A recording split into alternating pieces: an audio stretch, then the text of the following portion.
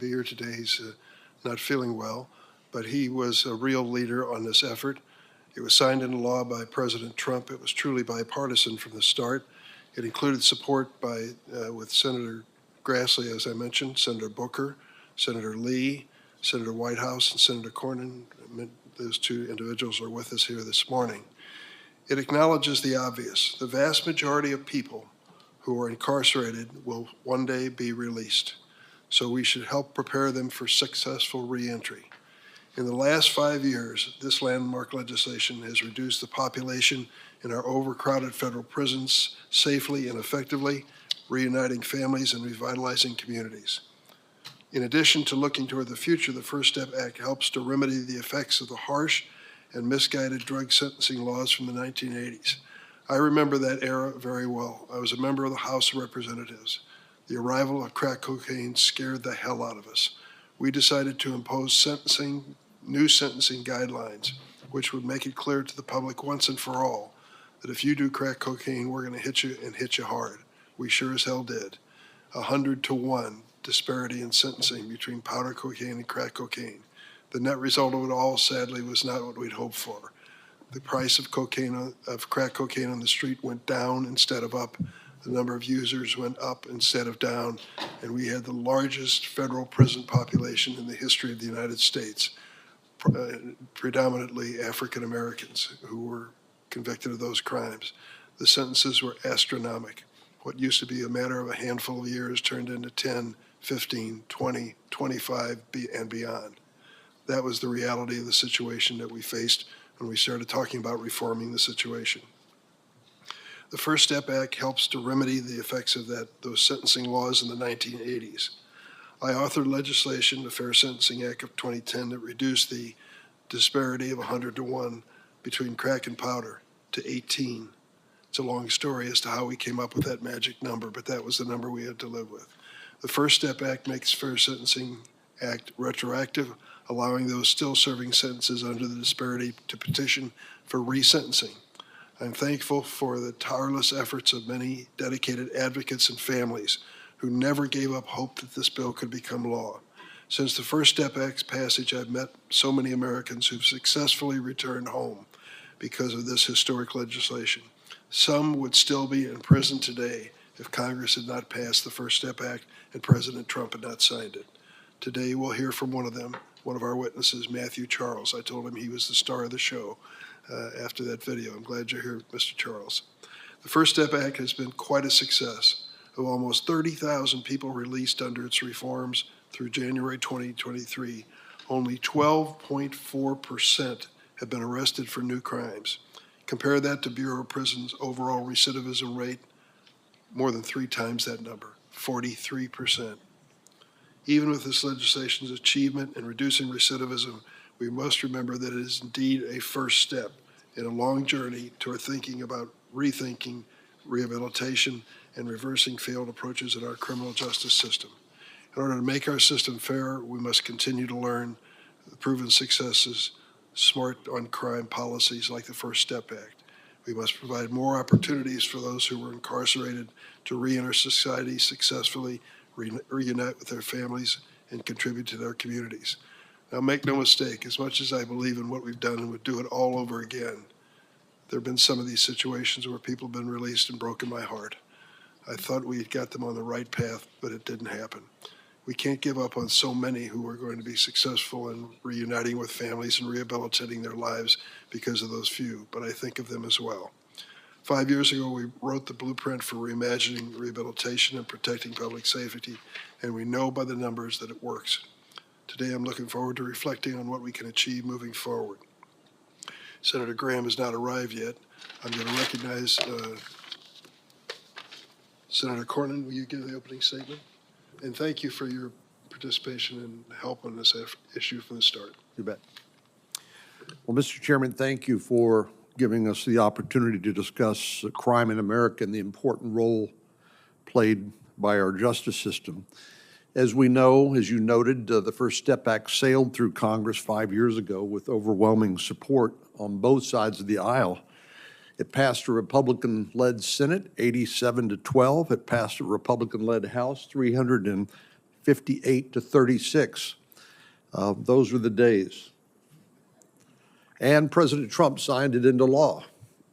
When we debated the First Step Act, we talked about the revolving door of the criminal justice system. We aimed to reduce recidivism rates and prevent formerly incarcerated people from landing behind bars again, if possible. Portions of the law were aimed at slowing the revolving door, particularly those that focus on prison programming and evidence-based recidivism reduction training that have been successfully pioneered in many states, including my home state of Texas. This Congress, I've continued to work with on these priorities with many of my colleagues on both sides of the aisle. Senator Coons and I, for example, have a bill to improve supervised release. Senator Whitehouse and I are seeking to reintroduce our Stronger Act, which will help incarcerated persons battling substance use disorders and help educate law enforcement on best practices. That bill passed the Senate unanimously last Congress, and we're aiming to get it over the finish line this Congress. Rehabilitation, when possible, was and remains an important part of our criminal justice system. But in order for criminals to be rehabilitated, they first need to be held accountable. Unfortunately, this administration and many liberal DAs across the country have gone to great lengths to ensure that dangerous criminals never walk through the doors of the criminal justice system. Some of the most egregious examples have come straight from our Department of Justice, our nation's lead law enforcement agency. In December of 2022, the Attorney General upended a longstanding DOJ policy to charge the most serious crime, the most serious readily provable offense. Under this administration, prosecutors aren't to try to hold violent criminals and drug traffickers accountable to the fullest extent of the law. The Garland memo directs prosecutors to consider whether non-criminal alternatives like pretrial diversion would serve federal law enforcement interests. Additionally, the Garland memo kneecaps prosecutors from using the tools that Congress has given federal prosecutors, like mandatory minimum sentences. If a violent criminal is behind bars, he will not harm further on innocent people. If a drug trafficker serves time behind bars, he will not continue to pour poison onto the streets. Sadly, the Biden administration and liberal prosecutors appear to be more sympathetic to the dangerous criminals than they do to the law-abiding citizens they harm. Just look at the soft-on-crime policies of Rachel Rollins, who was nominated and confirmed to be the U.S. Attorney for the District of Massachusetts. Every single person on this side of the aisle warned that she would not enforce the law. She was candid about it. I recall Senator Cruz spending 20 minutes walking through her top 15 list of crimes that she would not prosecute. These were serious crimes, including resisting arrest, destruction of property, drug dealing, and shoplifting. Well, we know how it ended for her. She resigned under serious allegations and ongoing investigations related to corruption and abuse of authority. Yet this administration has continued to double down on soft-on-crime policies. It set up a task force to use federal prosecution to take down Christians praying in front of abortion clinics. It labeled Catholics who attend Mass in Latin as threats. It declined to bring any 1507 prosecutions for ongoing threats and harassment of our Supreme Court justices. Well, and then there was the famous Garland, or I should say infamous, school board memorandum where the Attorney General, that the Attorney General still hasn't rescinded, even though the main predicate was from a now rescinded letter from the National School Board Association. That memo, which apparently still stands and which is official Department of Justice policy, directs the Justice Department, the FBI, and the National Security Division to inject itself in school board meetings across the country where parents have a constitutional right to peacefully assemble and make their voices heard. Well, I could go on about the failures of the Biden administration to simply enforce the law and the dire consequences that ensue from that. But let me just conclude with the 108,000 Americans who lost their lives last year due to drugs, illegal drugs, primarily coming across the U.S.-Mexico border. We've had repeated comments under oath by the Secretary of Homeland Security that the border is secure. He finally fessed up last week and said that 85% of the people who they encounter at the border are simply released into the interior of the United States.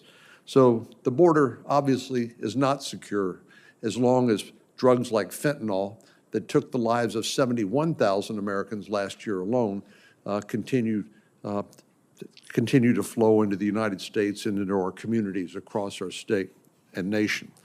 So the American people deserve to feel safe in their communities, but that simply will not happen until we get back to a simple law and order agenda. I believe rehabilitation should continue to be an aspiration of our criminal justice system, and certainly that was the reason for my support for the First Step Act.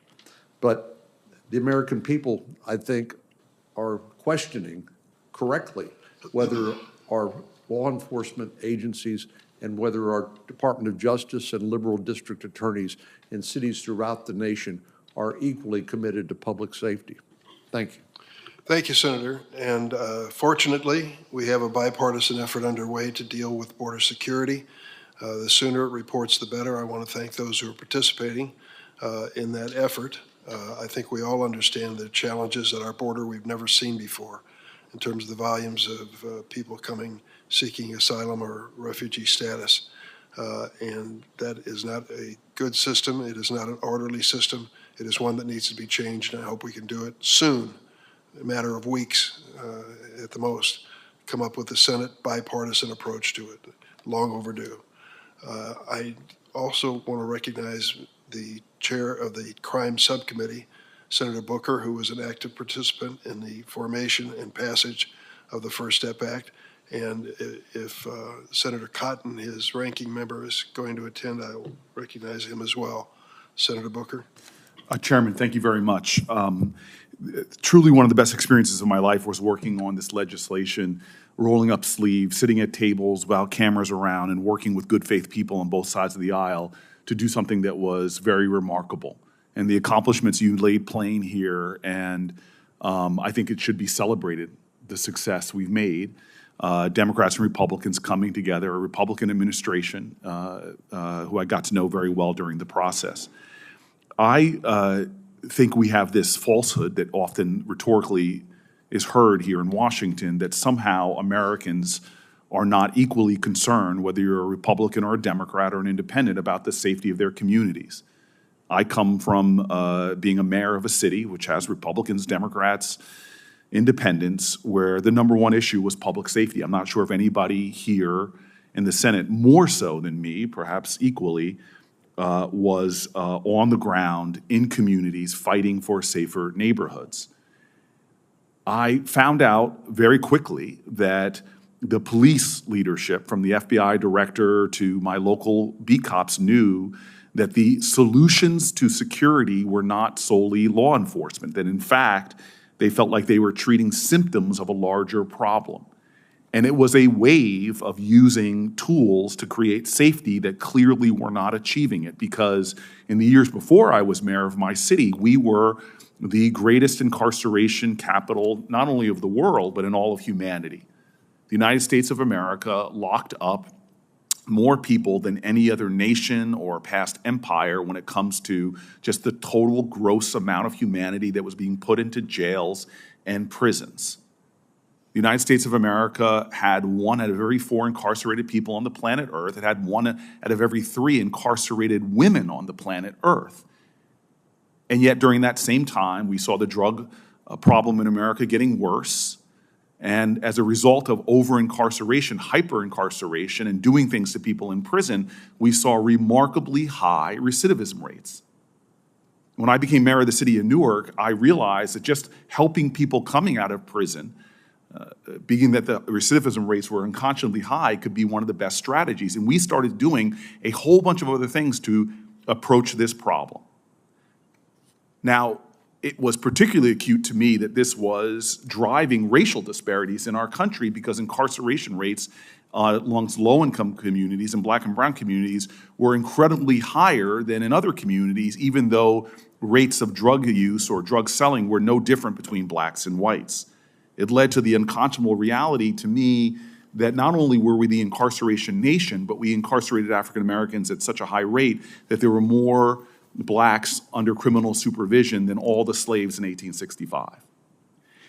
And to look around, when I became mayor in 2006, you started seeing examples coming from red states of people taking a different approach.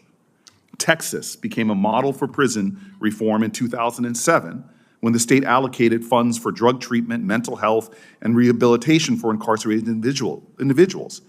The Texas recidivism rate fell, as did violent crime, dramatically. By 2018, Texas had closed 4 prisons, saving Texans $3 billion, and showed that you can lower your prison population and lower crime by focusing on empowering people, creating more beloved communities, and dealing with the healthcare issues and mental health care issues and addiction issues. Red state after red state were showing this. South Carolina passed major sentencing reform in 2010 and saw revocations for parole violations fall 33%, recidivism rates falling below to 13%, and the state's prison population went down 14%, saving taxpayers almost $500 million, and again, crime went down. Georgia, Republican Governor Nathan Deal signed prison reform legislation into law in 2012, and the state had one of the nation's highest incarceration rates, costing over $1 billion a year, but within 3 years of lowering their prison population, Georgia saw their crime dramatically fall. And Georgia also went on to enact juvenile justice reform and other criminal justice reforms that ultimately saw a 3.5% in its overall prison population decline from 2016 to 2012. And so it frustrates me when opportunistically we use issues of fear and understandable concerns about crime to drive wedges between our society, as opposed to looking at the practitioners out there in states and local levels who are actually showing a lot of success. As much as we'd like to think that ideas that were passed in the first step are somehow original, they're not. They came from Republicans and Democrats who just wanted to solve problems. And we didn't do everything that Georgia, South Carolina, and Texas did. We did not do all the innovations coming out of red states. We did some of them, and that's why we called it the First Step Act. And so today we herald a celebration. You and I, Mr. Chairman, have met with a lot of the families that had their liberated people from prison, reclaiming the ideals of our democracy, because the most sacrosanct aspect of our democracy, if you read our founding documents, we were formed for our own safety and security, for the common defense, and we were formed around the ideals of liberty.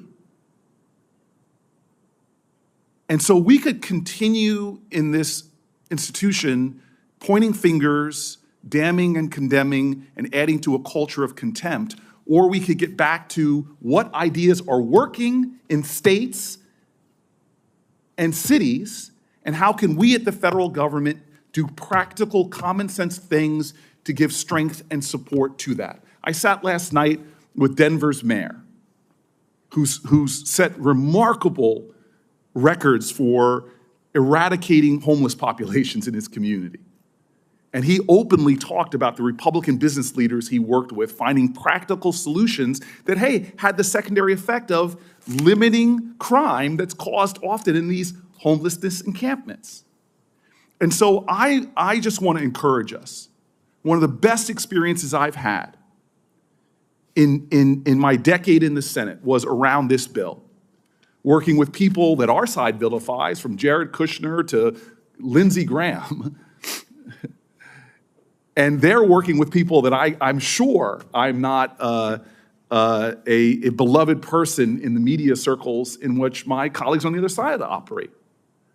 But we just said, let's come together and do what is already working, what evidence-based shows it works, and have the byproduct of lowering crime, lowering recidivism, and doing what this country was called to do, to create more beloved communities. I've gone to the homes of people who were released by this bill. You want to talk about family values? Reunite someone who is over-incarcerated with their children. You want to take about stronger communities? People who are released by this bill are leading nonprofits in some of these communities dedicated to keeping other people out of prison. And so every issue that we sometimes opportunistically use to beat the other side, I promise you, as I sat down with the mayor last night for dinner, local mayors don't care about left or right. As Fiorello LaGuardia said, there's no Republican or Democratic way to fix a pothole. We on this committee could do more to get people access to treatment. We could do more to stop mental health people from committing crimes. We could do more to make our prisons places of empowerment and not compounding trauma. We could do more to help people who are hurting. We could do more in our country. Common sense, bipartisan work to solve problems as opposed to curse the darkness. And so this is a point of light. I celebrate it. But if this is the first step, let's do more. Let's do more. Thank you, Mr. Chairman. Thanks, Senator Booker. It's time for the next step, and I think we should be open to that possibility. I want to welcome our consensus witness panel. First witness will be Matthew Charles, a senior policy advisor with the criminal justice reform organization FAM, and one of the first people released from federal prison under the First Step Act. We also are joined by J. Charles Smith, State's Attorney for Frederick County, Maryland, and President of the National District Attorneys Association. We also welcome Jerron Smith, who served as a Deputy Assistant to former President Trump on the White House Domestic Policy Council. And last but not least, we'll hear from Steve Markle, Special Education Teacher with the Bureau of Prisons and the National Secretary-Treasurer for the Council of Prison Locals. Let me lay out the mechanics. After swearing in the witnesses, they'll each have 5 minutes to make an opening statement. Members will then have 5 minutes each to ask questions of those members of the panel. So let me administer the oath and ask the panel to please rise. Raise your right hand, please. Do you affirm the testimony you're about to give before this committee will be the truth, the whole truth, and nothing but the truth, so help you God? Let the record reflect that the witnesses thankfully have answered in the affirmative. And we're going to start with Mr. Charles in your opening statement. Please proceed. Thank you, Chairman Graham, Chairman Durbin, Ranking Member Graham, and members of the committee. Good morning. My name is Matthew Charles, and I'm happy to be here. Since I was released under the First Step Act 5 years ago, I've spoken on several occasions about my journey in that legislation. I've even spoken to some of you before in this very chamber. I am happy to be here today to mark the 5-year anniversary of this landmark legislation. I've been called a man of few words, but many smiles. But today I've got both. I'm honored and pleased to be with you now to celebrate and reflect on the First Step Act and the difference it's made in my life and thousands of others. But before I talk to you about who I am today, you need to hear about who I used to be, because my story is a story of redemption. That's an empty word unless change has happened, and I can assure you, change has definitely happened. I grew up in a dangerous public housing block in North Carolina. My days and nights were filled with fear. I was consumed with trying to get as far away as possible from my father's relentless abuse and frequent beatings. From the age I could talk and walk, these things had occurred in my life. Due to that environment and my father's influence, I soon found myself with these huge wells of anger and frustration, and not much else. I began to act out as a way of coping. I got as mean and as tough as my father was, and I made a lot of very bad choices. Incidentally, I share all this not as an excuse, but to help you understand why I made the bad choices that resulted in my incarceration. When I turned 18, in an effort to break free from my home life and straighten out, I joined the Army. I still had so much anger in me because of my past, though, and when my service was over, I turned to wayward living and selling drugs. This landed me in state prison for about 5 years. Then things got even worse. I was arrested in 1995 and convicted in 1996 for selling 216 grams of crack cocaine to an informant and illegally possessing a gun. Because of my prior criminal activity and because I sold crack cocaine instead of powder cocaine, I was given a 35-year sentence. I want to be clear. I believe that my incarceration was justified. I was far down the wrong path, and my incarceration allowed me to slow down, look inwardly, and begin to heal and rehabilitate. However, I believe my 35-year prison sentence was excessive. If crack and powder cocaine were treated the same when I was sentenced, my sentence would have been 20 years and not 35 years. But the 100-to-1 disparity was in place at that time. I told you my story was about redemption. Well, here's where that begins, the good part. It was before sentencing in the county jail, and I met a guy named Jesus Durbin. We got to talking, and when he was sentenced and transferring out, he left me all of his things. I think he felt sorry for me, but among those things was a Bible. I had never read the Bible before in my life, had no interest in reading it, but for some reason, sitting there in that jail cell, I cracked it open, and as I read those words, turning the pages slowly, I felt something deep inside of me change. All that anger and pain and bitterness that had controlled me up until that point, I gave it up, just let go. I surrendered my heart and life over to the Lord Jesus Christ. From that moment on, my attitude toward people changed, right down to the officers that brought me my food trays at the jail. I thought about the hard journey ahead of me, 35 years, not with agony and fear, but now with determination to be better and not waste my life any further. I went to federal prison and continued to live out the new life that I had accepted according to my faith. I worked as a GED tutor, a law library clerk, and as a mentor to younger people. I helped illiterate prisoners understand the letters they received from the courts and their own families, and I drafted filings for them. Over the next 21 years, I didn't receive a single disciplinary infraction. And every day when I woke up, I lived my life like someone who deserved a second chance, not like someone whose life would be defined by my worst actions. All my years in prisons, all of us inside together watched criminal justice reforms on the horizon. We cheered when they happened and were crushed when they went nowhere. Senators, we also watched you, and we prayed that you would help us. When it seemed like the First Step Act might actually pass, we were all glued to the television. We watched President Donald Trump as he was about to sign it, holding our breath, and when he finally did, we cheered and shouted hallelujah, and I was released.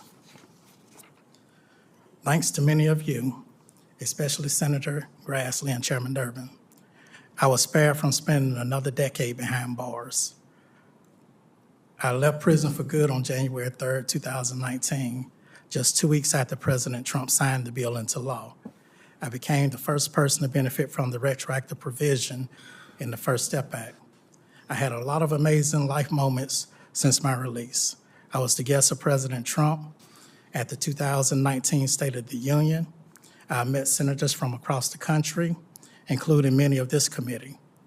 But the most rewarding experience and the most important work I have done has been advocating for those that I left behind. There are a lot of people still behind bars who, like I was, are committed to making changes and finding a new path, who do not need to spend decades in prison to learn about their lessons or to learn their lesson. I've been working hard for a system that is fair and just and doesn't harm families and communities by keeping people incarcerated unnecessarily. Today, as we reflect about the First Step Act, I am reminded of the powerful, broad, bipartisan support this bill enjoyed when it was signed into law by President Trump. I am here today to encourage Congress to continue on that path of bipartisan criminal justice reform. Some people may fear that criminal justice reform will make our communities less safe, but I'm here to tell you that your work on the First Step Act has proven that this line of thinking is incorrect. I've told you my story, but if I am not special, and I'm not unique, in my advocacy work, I've met many, many beneficiaries of the First Step Act who are out here in freedom, making their families stronger and their communities safer. They are living proof that reform does work. And 5 years of data bears this out as well. Because of the First Step Act, some of our country's most excessive and unfair sentencing practices, misguided sentencing laws meant to keep us safer, which in reality has had the opposite effect, have been reformed. This means that dangerous overcrowding in prisons is decreasing. Rehabilitation rates are on the rise, and thousands of families like mine have been reunited and are stronger. As to the fear, people released will go right back into a life of crime. Of the nearly 30,000 people released under the First Step Act, only 12.4% have been arrested or returned to federal custody, much lower than the general federal recidivism rate of 43%, which we also watched in the video earlier. Between 2022 and 2023, participation in rehabilitative programming and productive activities in prison has jumped by more than a third because of the First Step Act. The vast majority of people in federal prison will be released one day. Over 90% of them will. Thanks to the First Step Act, they will be better prepared to return to their families and communities and be productive, law-abiding members of society. Remember, I told you that mine was a story of redemption. I told you about that moment in my jail cell before I even got to prison, when I felt redeemed, the day that I accepted the Lord Jesus Christ. And I told you that my life in prison was one of positive productivity. But the main reason I'm here today is to tell you that my redemption meant nothing compared to what it means now. Now that the First Step Act has placed me out here in freedom, it's out here that I can really walk the walk and make my family stronger, my community safer, and my country more just and fair. Thank you for the First Step Act, and thank you for this opportunity. Thank you, Mr. Charles. Mr. J. Charles Smith is next. Thank you, Chairman Durbin and members of this committee. My name is Charlie Smith. I'm the state's attorney for Frederick County, Maryland, just up 270. I'm also president of the National District Attorneys Association, which is the oldest and the largest national nonpartisan nonprofit organization. We represent over 3,000 elected state's attorneys and district attorneys across the country, as well as over 40,000 assistant prosecutors. Part of our mission is to serve as the voice of America's prosecutor. We recognize the vital role that prosecutors play in the safety of local communities, including evaluating and making ongoing improvements to our criminal justice system that promote fairness, accountability, efficiency, and justice. And so I do appreciate this opportunity to talk about NDA's effort towards realizing goals of the First Step Act. By way of background, we are and should be, as prosecutors, at the very forefront of continuously improving our criminal justice system. We must support public safety and enforcement of the law while promoting accountability, rehabilitation, and alternatives to incarceration. So we are tasked with the constitutional duty of protecting our communities. We serve justice each and every day in our courtrooms, balancing the needs of the victims of crime against protecting the innocent. And once again, we're acutely aware of the need to improve and reform our criminal justice system as we're doing it each and every day. So the First Step Act was supported by NDAA. It was a bipartisan effort to address front-end sentencing change and back-end prison reform. And we felt it struck an appropriate balance between addressing the needs of the current prison population while ensuring criminals are penalized appropriately. The FSA provided meaningful change where truly dangerous criminals are locked up for an appropriate period of time and those with addiction or mental health issues have a chance for treatment and rehabilitation. In terms of the First Step Act implementation, one of the great things about the Act is its proven effectiveness for low-risk, nonviolent offenders while ensuring the public is protected from high-risk, violent offenders. So only 1 year after the First Step Act was signed into law, the Bureau of Prisons received a risk and needs assessment through the use of a tool known as Pattern. And again, this tool was intended to calculate the risk of recidivism of inmates as required by the FSA. It also made adjustments to good time credit, allowed eligible inmates to earn good time credits for participating and completing assigned evidence-based recidivism reduction programs. So the BOP policies were updated to expand the use of home confinement for low-risk individuals and pilot programs for the elderly and terminally ill inmates. And so the department's drug treatment strategy has enrolled thousands of inmates in RDAP, which is the Residential Drug Abuse Program. And lastly, they also use medication-assisted treatment program available to qualified inmates. What we'd like to emphasize is that the First Step Act is not just a feel-good act that sounds good in theory. It really is not. The data suggests that recidivism rates have dropped substantially, and we've heard those rates from the chairman, from Mr. Charles to my right, that are substantially lower than the other rates. I mean, you're talking 12.4% versus 46.2%. I mean, those are compelling statistics and go to show that FSA was, again, not just some kind of feel-good act, but something that really had proven results. In terms of the state impact, thanks to the reauthorization of the Second Chance Act, originally passed by Congress in 2008, under FSA, grant-funded initiatives and programs designed to continue to reduce recidivism and improve the reentry process remained intact. The Second Chance Act allowed nonprofit organizations to be eligible grant recipients for programs centered on career training and substance use disorder treatment. It also established partnerships between federal prisons and faith-based and community-based organizations around recidivism-reducing programming. From 2009 to 2022, BJA, the Bureau of Justice Assistance, awarded more than 1,100 Second Chance Act grants, amounting to more than $600 million.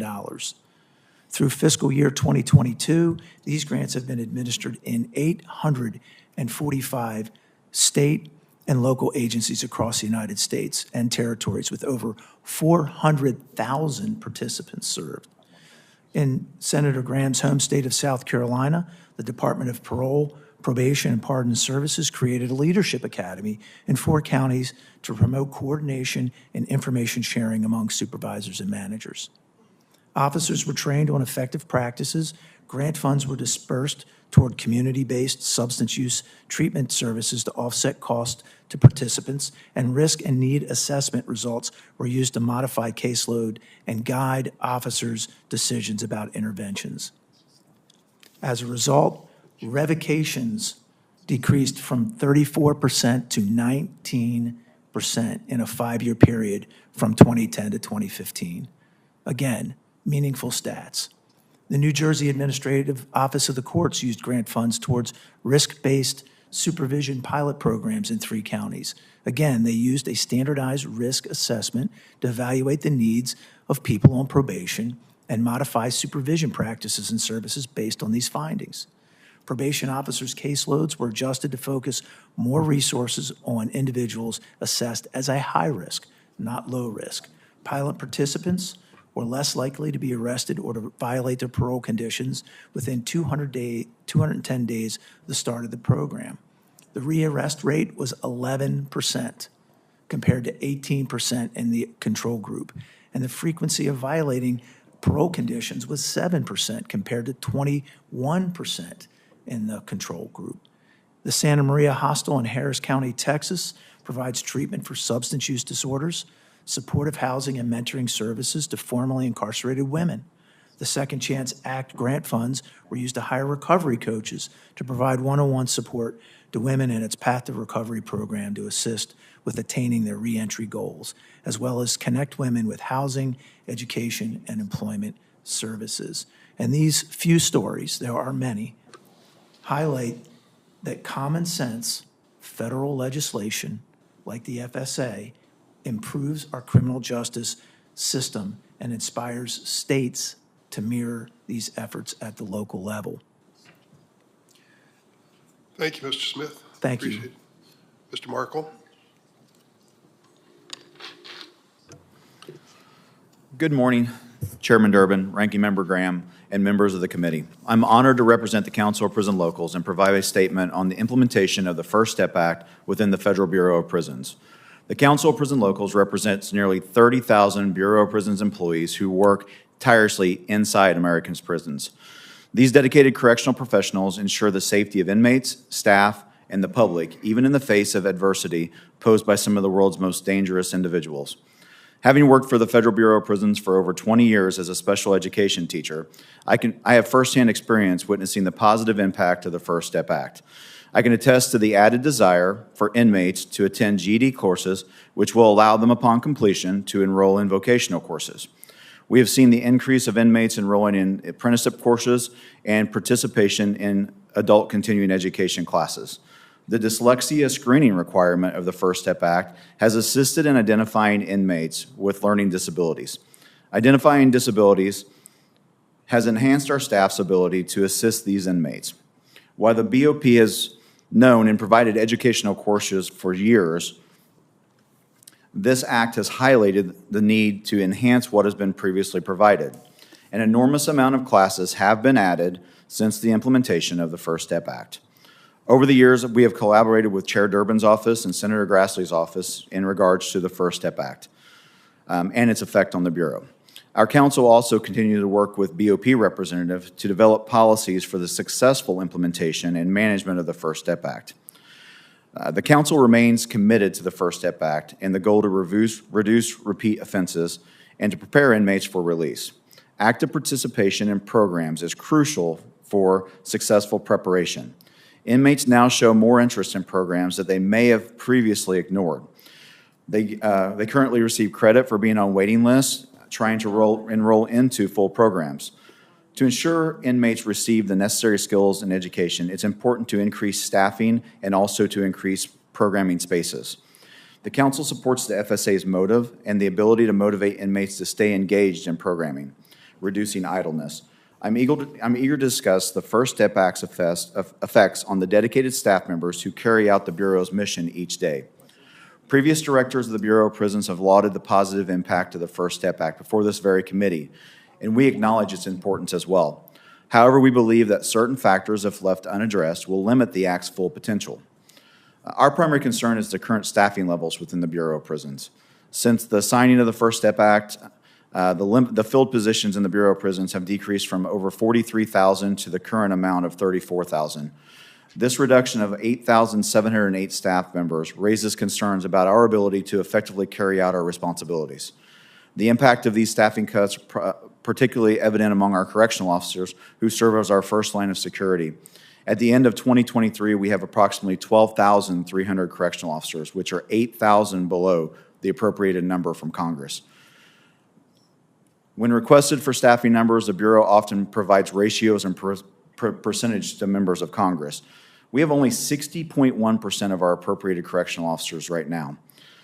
The insufficiency leads to the overuse of a procedure known as augmentation and reassignment. This is where non-correctional officers are assigned to perform the duties of correctional officers. This not only compromises the safety by reducing the number of staff available to respond to emergencies, but also hinders the provision of programming in the First Step Act. To fully realize the Act's potential, it's crucial to address the critical staffing crisis within the Bureau of Prisons. The Council believes that staffing crisis can only be resolved by addressing a pay band issue. The current pay structure within the Bureau is significantly lower than other federal law enforcement agencies. Additionally, the Bureau's pay scale is non-competitive with also state and local law enforcement or positions in the private sector. Without addressing this pay disparity, the Bureau will struggle to attract and retain employees. ultimately hindering the overall success of the First Step Act. In conclusion, Chairman Durbin, Ranking Member Graham, and members of the committee, the First Step Act has been very successful. However, it has yet to reach its full potential and will continue on this path until the critical staffing and pay crisis can be addressed. Thank you for the opportunity to share our concerns with the committee, and we're happy to answer questions. Thanks, Mr. Markle. Mr. Smith? Thank you, Chairman Durbin, Ranking Member Graham, and members of the Judiciary Committee. I am honored here today to commemorate the 5-year anniversary of the First Step Act. Growing up, I've witnessed firsthand the damage that a broken criminal justice system can wreak on families and communities. So, when I got the chance to work on a landmark criminal justice reform bill during my time in the Trump administration, I jumped on it. I work with many people in this room on both sides of the aisle. Right of center groups such as Right on Crime, Americans for Prosperity, the American Conservative Union, SEDIC Association, Prison Fellowship, the Decent Center, and many others supported the bill and continue to lead on criminal justice reform today. We worked hand in hand with Democratic leaders in the House and the Senate, and with left of center groups such as the ACLU, Cut 50, or DREAM, and Families Against Mandatory Minimums. Together, we passed a bill that has had tremendous success. However, some critics of the law have cherry-picked rare cases of recidivism to claim the First Step Act contributed to the rise in crime during the pandemic. That is simply not true. According to federal data, the recidivism rate for federal prisoners is about 43%. For those released under the First Step Act, the rate is just 12%, and technical violations, not new crimes, account for a third of that number. We're now at a crossroads with a critical choice to make. We can either pursue policies that have proven to fail, or we can follow in the footsteps of the First Step Act and continue to adopt policies that are smart on crime. That is exactly what I've continued to work on since leaving the White House. I've partnered with right of center and law enforcement groups to continue pushing for reforms like the First Step Act that are smart on crime. We created a coalition called Public Safety Solutions for America that is guided by 4 common sense principles for reducing crime. First, support our police by properly funding them. We need to ensure that there are enough police on the streets and that departments have the amount of money they need to attract, train, and retain the best talent. Second, focus law enforcement's time and resources on preventing and solving the most serious crimes. Police are too often asked to play the role of social worker. Specialized community groups must take on a larger role in managing mental illness, drug use, homelessness, so police can focus more on preventing and solving violent crime. Third, implement evidence-based policies that have been proven to reduce violent crime. For example, Dallas Police Chief Eddie Garcia has used proven tactics such as focused deterrence, hotspot policing, and urban blight reduction. As a result, overall violent crime has decreased in the city for the 3rd year in a row. Fourth, continue exploring, sharing, and enacting smart on crime solutions that hold people accountable, increase public safety, and respect the dignity of all human beings. These types of smart on crime solutions resonate with conservatives. Polling from the Adams Project indicates that 86% of Republican primary voters agree with the policies in the First Step Act. America deserves a more effective criminal justice system, one that supports our police, holds criminals accountable, and helps those who have earned a second chance successfully re-enter society without wasting taxpayer dollars. The First Step Act was a bipartisan win that accomplished all of this. We should strive for more bipartisan solutions because at the end of the day, safety for all Americans should not be political.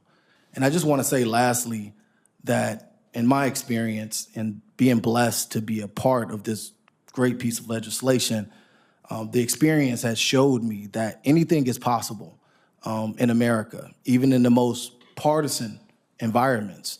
Our leaders can come together and focus on reform that changes Americans' lives and helps empower individuals.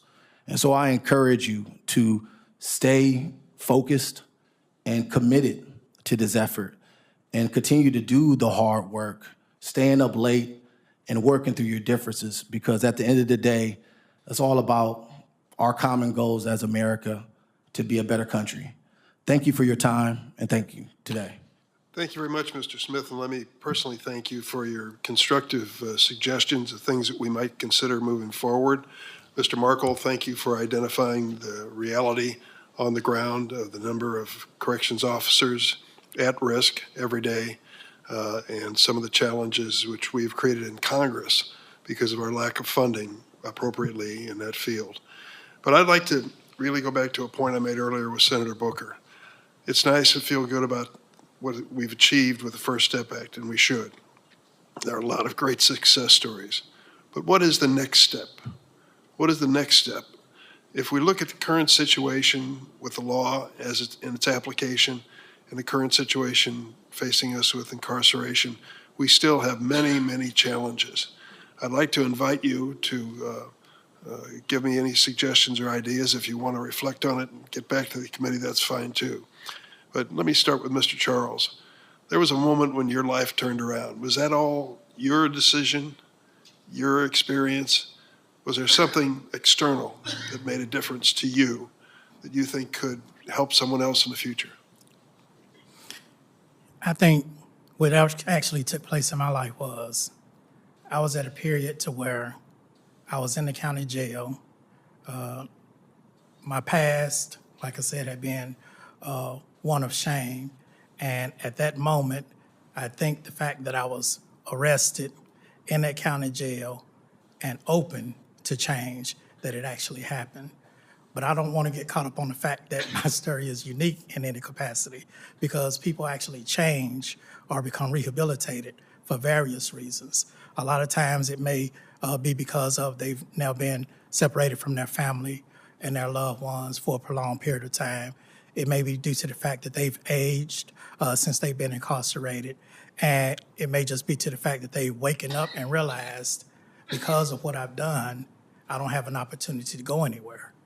And that's kind of like what took place in my life. The change happened, but I wasn't released till 22 years later. Yeah. Well, I will tell you that nobody is asking for the Durbin plan for shaping up Congress, but I'm going to give part of it to you anyway. I think that every member of Congress in every 2-year term or every 6-year term should visit a foreign country. I think it's important. Come to understand that country even better and come to understand your home even more. And secondly, visit a prison. I've done that regularly throughout my congressional career. It's important that members of Congress see this firsthand and meet the people in these prisons, those who are serving time and those who are watching them. It'll give you a better understanding of our system of justice. And you'll realize, as Mr. Markle indicated, that there is some danger associated with it for sure.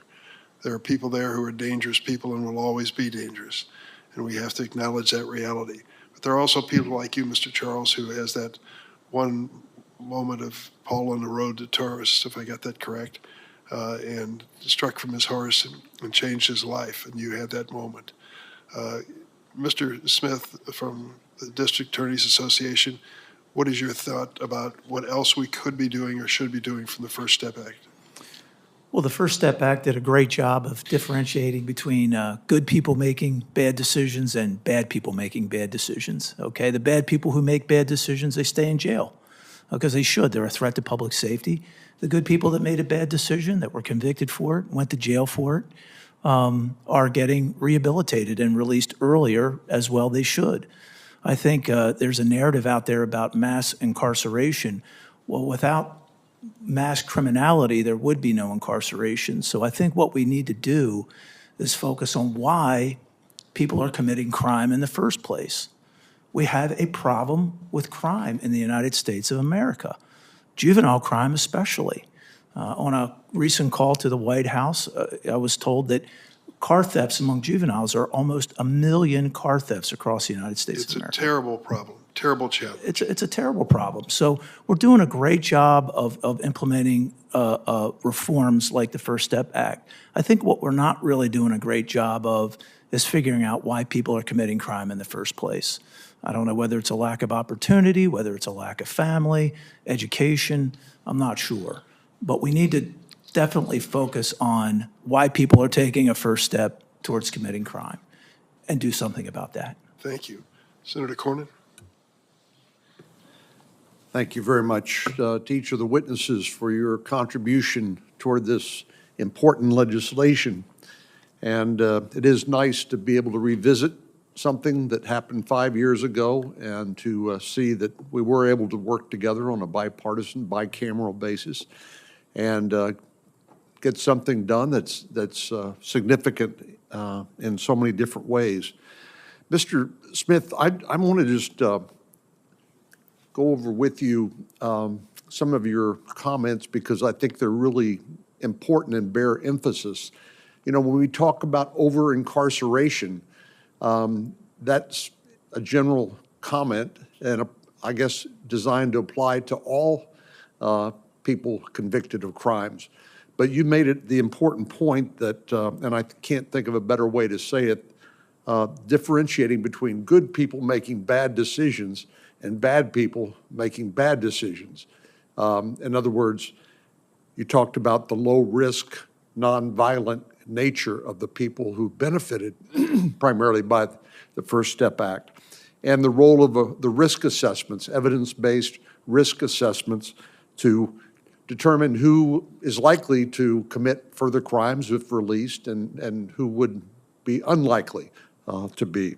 So do you think that's an important point to emphasize in all this? It's not just saying we're going to open up the prison doors and release serial murderers or people convicting that are likely to continue to commit serious crimes, but rather a smart, targeted way to reduce incarceration where people will take advantage of the programs and deal with whether it's a substance abuse problem or a mental health problem and are likely to be successful like Mr. Charles has been able to be so far.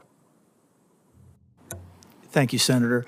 You used the word strategic, I believe, and that's what we need to do. We need to collect data. We're currently doing that through transparency projects, first and foremost.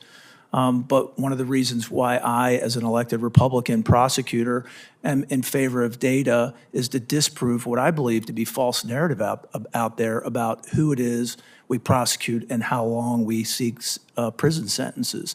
Because without the data, it's just unfounded opinion.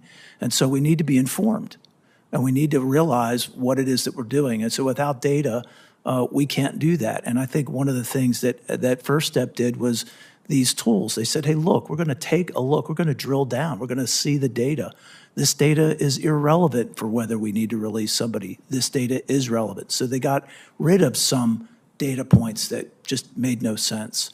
And so I think if we continue to do that, we're going to have informed decision-making about who is violent and who is not, who needs to come back out into the community and who should not. Because let's face it, we still have a lot of repeat violent offenders out there that are harming our communities, urban and suburban for that matter.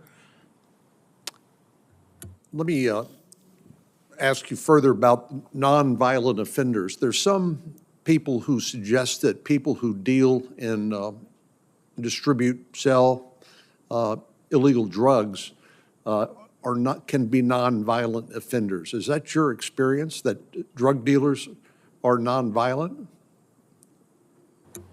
That's a tricky question. So there are some that are and some that are not. Quite frankly, I grew up in East Baltimore, one of 5 kids in a row home. 2 of my sisters were drug addicts. My one sister was a heroin addict for many years and died in her 30s, largely in part to her addiction. So she was a dealer user. Okay, so she was nonviolent. She'd sell a little bit, use a little bit. There's plenty of those people out there. And then we have drug merchants who have guns. They have organizations. They are brutal in their tactics. And so once again, let's take a look at the data. Let's see who we're dealing with here and treat each one appropriately. Well, what I was thinking about, and appreciate the distinction that you drew, is the 108,000 Americans who died as a result of drug overdoses and poisoning from fentanyl last year. And the way that actually gets distributed in communities throughout the United States. Is it your experience that criminal street gangs and others in communities all around the nation are the principal mode of distributing the drugs that come across the border and that make their way into our communities? I don't know if the criminal street gang would be the organization that brings it across the border, but they're definitely the organization that distributes it in our local communities back home. There's no doubt about that. And they are the ones most likely to be associated with gun violence and other crimes in our communities, correct? It's not uncommon for guns to be used in that activity. That's correct. Thank you very much. You're welcome. Senator Hirono? Thank you, Mr. Chairman.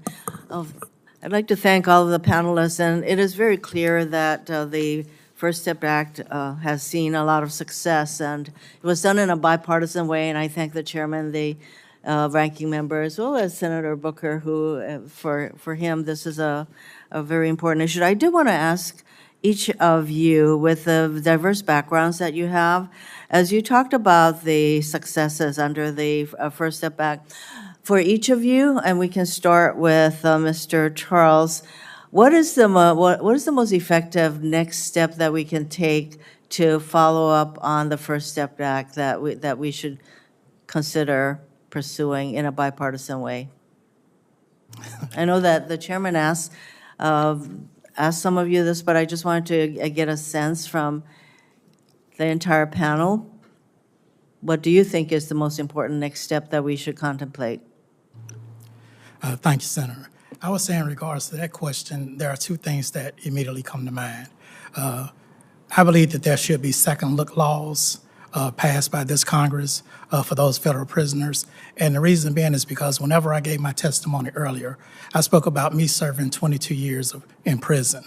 And I also spoke about my saving date, that I accepted my Savior in 1995. And I was sentenced in 1996 to 35 years. So for over 20-something years, I was in federal prison with not one disciplinary infraction. I was doing everything that you would want somebody incarcerated to do to show signs of rehabilitation. But nobody knew that except me, my family, and those that were formerly incarcerated around me, because the judge never knew that. He sentenced me and I was gone. And the society never knew that. They just knew how I used to be when I was out in the street. So second look laws will allow that person to petition the court, and then the court will be able to look at that person's record of incarceration and see have there been any, substantial changes. Also to see what type of vocational or educational courses or classes that they have achieved taking, and then he would be able to make a conscious decision, of course, with the district attorney also looking at that petition and filing whatever statement that he wants to forward or opposing it, and then be able to say, okay, this person has made a significant change in his life and no longer remains a threat or a public safety factor, and therefore could be safely released back into society. So I would say to create some second look laws is one, and the other is one that I'm hoping this Congress will pass this year, is pass the Equal Act. And the reason being is because I was sentenced under 101. I stated earlier in my opening statement how I was given a 35-year sentence as opposed to a 20-year sentence because of that disparity between those two drugs. We understand today, we understood as early as 2000, 2010 when it was lowered to 18-1. Chairman Durbin stated how the 18-1 ratio he didn't say came out of thin air, but it came up with something that was acceptable before this Congress. But there needs to be no disparity between those two drugs. Yes. And, Thank you. I'm really sorry to interrupt you, Thank but I know that we need to do more sentencing reform.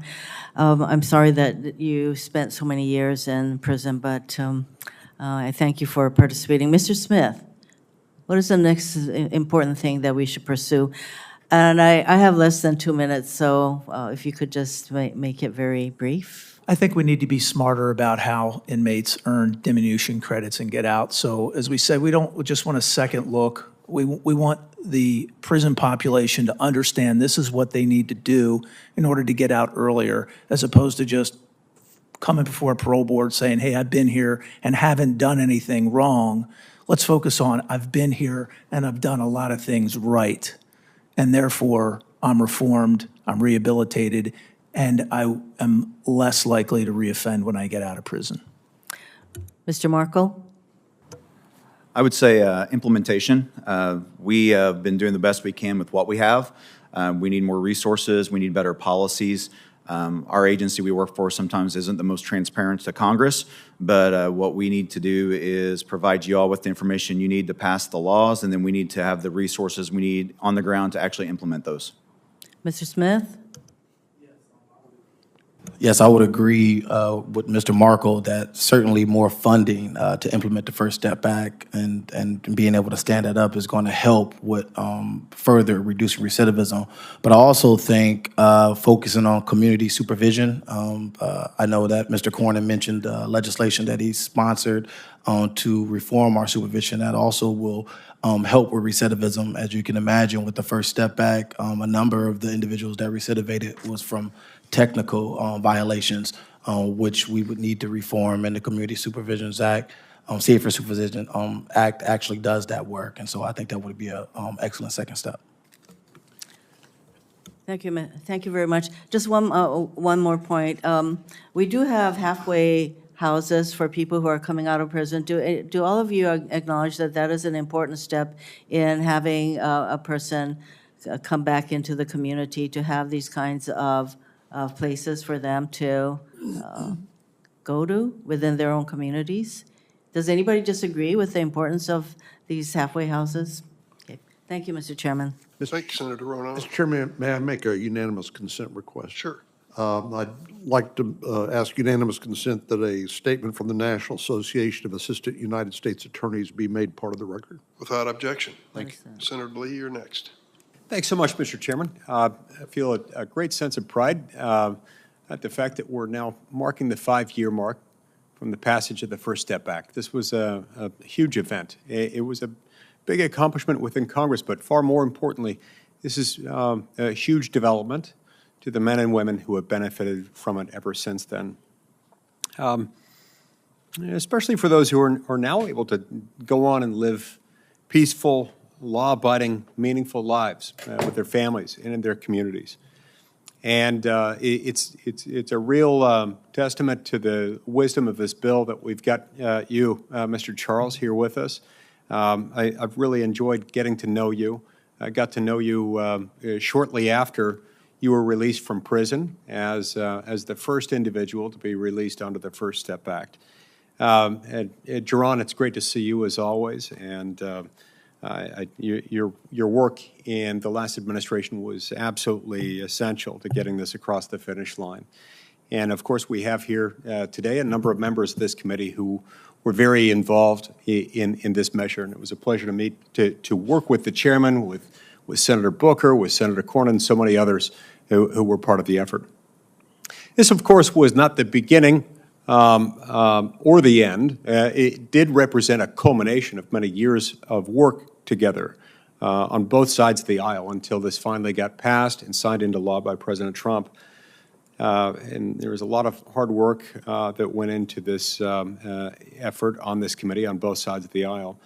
It's absolutely essential as we celebrate this milestone, Mr. Chairman, that we differentiate between this legislation and the overwhelmingly positive effects that it's had. We differentiate this measure and what we celebrate from it from something that's totally different from it, with which it's often confused and can sometimes be mistaken. The violent crime wave sweeping across our country has absolutely nothing to do with the First Step Act. That is a wave that's caused by a completely independent force, something having to do with prosecutors across the country who are just deciding not to prosecute entire swaths of crime, including some significant categories of violent crime, some of the most egregious offenses. And it's alarming to see the complete disregard that some prosecutors show for public safety in their diluted effort to advance some other kind of interest other than the rule of law by just promising not to prosecute entire categories of crime. Now, some have criticized the First Step Act for today's crimes, but that's wildly inaccurate. The First Step Act, of course, does absolutely nothing to change the sentences applicable for violent crimes. As Mr. Smith said, Mr. Jerron Smith, the First Step Act, quote, is about developing and implementing a system in which nonviolent prisoners are given the incentive to improve their behavior and ultimately improve themselves, gaining the education and tools they'll need to succeed when they eventually do leave prison. I couldn't agree more. And blaming the First Step Act for problems that are caused by deliberate prosecutorial inaction is about the same as getting your cavity filled by your dentist one day, and the next day when your basement floods, blaming your dentist for the flooding. The results of the First Step Act itself have been overwhelmingly positive. In August of 2023, the Council on Criminal Justice released a report showing that individuals released under the First Step Act had a recidivism rate 37% lower than those released prior to the FSA who were similarly situated. And even with the 10,000 prisoners released under the FSA, FSA beneficiaries accounted for a minuscule portion. We're talking about 0.02% of national arrests, 2/100ths of 1% of all national arrests. I meet regularly with First Step Act beneficiaries, like Matthew Charles here, including last month when I met with a group of entrepreneurs, homeowners, men and women, who are now able to live with their families in their communities and lead very productive lives. And some folks, like Weldon Angelos, were facing life sentences, or effective life sentences, for nonviolent drug offenses. Mr. Angelos, of course, was what first sparked my attention in criminal justice reform. When, back in 2004, he was sentenced to 55 years in prison for selling 3 dime bags of marijuana to what turned out to be an undercover reporter, someone working with the police, an undercover agent, a confidential informant. And because of the fact that he was charged for each of those dime bags sold over a 72-hour period, and because he had a gun on his person at the time of those transactions, totaling no more than $350, a gun that was neither brandished nor discharged in connection with the offense, he was subject to the 924C stacking problem, where those were each treated as individual predicate offenses under the 3 strikes law, leaving the federal judge who sentenced him no choice but to give him 55 years. Judge Paul Cassell, himself a former federal prosecutor, hardly known as Minimum Cassell, not somebody known as being soft on crime, made the unusual step of issuing an opinion disagreeing with the sentence he was about to impose. He said there are rapists, there are murderers, hijackers, terrorists who don't get this much time in prison, and yet I, as a federal district judge, have no choice but to send you away to prison for 55 years. And then he said something that would haunt me ever since then. He said, only Congress can solve this problem. And so that's what got me involved in this effort, and what got me originally working with Senator Durbin after I got to the Senate, and grateful to him and so many others who worked hard on this effort. But the work is not done. One of many problems that we've got with the 924C stacking problem, we fixed it prospectively in the First Step Act, still needs to be fixed retrospectively. Mr. Angelos is out of prison only because President Obama commuted his sentence and President Trump later pardoned him. But there's a lot left to be done, and I look forward to doing that. Thank you very much. Thank you, Senator Lee, and I thank you personally for working so assiduously on this problem, having seen it firsthand. Thank you very much. Senator Booker? Thanks so much. Just in this, first of all, thank you all, everybody in the panel for being here. It means a lot to me. Steve, can I start with you just because you have so much insight. I can't tell you how much benefit I get of visiting federal prisons, state prisons, jails, and actually turning to the people that work there every day. And it's amazing the wisdom that they have about just common sense solutions and ideas. One of the things that concerns me is the practical impact of the staffing shortages going on right now and what that means for incarcerated individuals, as well as, frankly, the safety and well-being of the people that work. What can you give us in terms of insights about what we should be doing about that problem? Well, I appreciate that, Senator. Our number one concern, and it has been for years, is not filling the correctional officer positions that we've been appropriated through Congress. I throw some numbers out there, and right now we are 8,000 correctional officers short from what was appropriated from Congress. That's where it all starts. If we don't fill the correctional officer positions, then we don't have the first line security in our institutions to protect inmates and staff. But it also affects the programming for First Step Act because we're constantly pulling teachers, recreation specialists, case managers, counselors out of their primary jobs of actually working to reduce recidivism and First Step Act programming, and we're actually utilizing them to fill a correctional officer spot. That's where it has to stop right there. If we can fix the staffing crisis we have, I think this program will just flourish in the future. Yeah, and that's frustrating to me that we have this wisdom, we know what's working, but we're not filling spots. Number one, I think it's a safety issue for correctional officers as well as for inmates, but then the other thing is it's undermining the implementation of the First Step Act. Another thing I always do when I visit facilities is I turn to both people that work there as correctional officers and to wardens. I always ask them the question, are there people in this institution that are wasting taxpayer dollars and really shouldn't be here? And even the toughest wardens or correctional officers look at me and say, absolutely yes. And one of those populations is just the elderly, that folks that have been there for years, sometimes decades. And there's legislation that is talking about ways to get those folks who really have aged, who are costing taxpayers even more money because there's lots of costs associated with their age. Would you agree with that conclusion? I believe it's unique to the individuals that we're talking about. I believe that there's a certain percent of the populations that fall within that category. There's a certain percent based on their sentencing that they've had before that wouldn't. But I think if the empirical data would support it, then it's something that should be looked at. I can't say that the elderly population, they don't cause any of the issues we have in federal prisons as far as discipline and other issues, but I would say it's probably lower than the rest of the prison population. Right, and there's some pilot programs that are showing a lot of promise in this case. I think some work that we should do together. Real quick, there are a lot of actually interesting pilot programs going on in our federal prisons and in some state prisons. And I know you know a lot of them, from agricultural farming work to work with animals and care.